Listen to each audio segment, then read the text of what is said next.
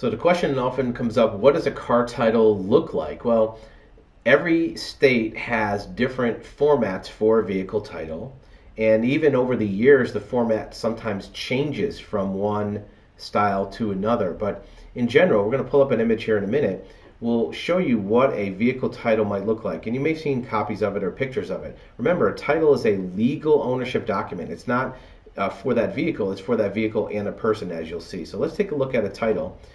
Happens to be from the state of Georgia. This is one of their older forms, but if you notice first on the outside, you see all this scroll work. A title is designed to be like money. It's not designed to be a piece of paper that can be duplicated. In fact, you can't have a photocopy of a title because when you do, see this word void? A photocopy, that'll show up. You notice there's a watermark here on the title, right? This little seal of the state of Georgia. And everything is printed on this title over the top of watermark, so it can't be altered. You're going to notice that at the top in section A, you'll have the vehicle information.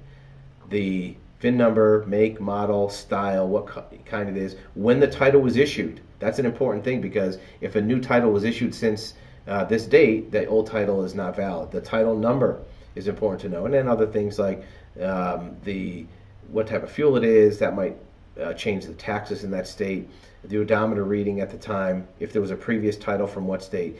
This is just a vehicle, but a title is not finders keepers. It's not whoever has the title is the owner. It shows who the owner is. And this is a fictional name made up by the state of Georgia, Stormy Knight, right?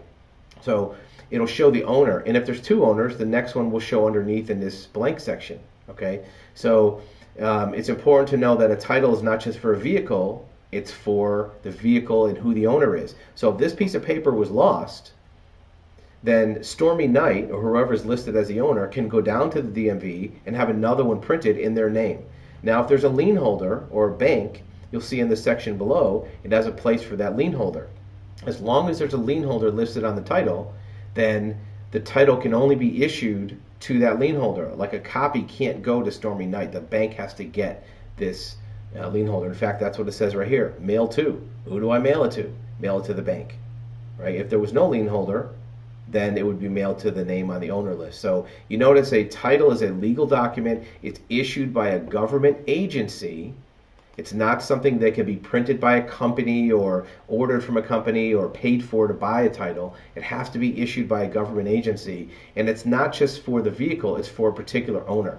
Right? So if somebody says, I want a title to the car, well, that's fine, but the title has to go to a certain owner, not to just for the vehicle. It's not a possession type document. It shows who owns the car.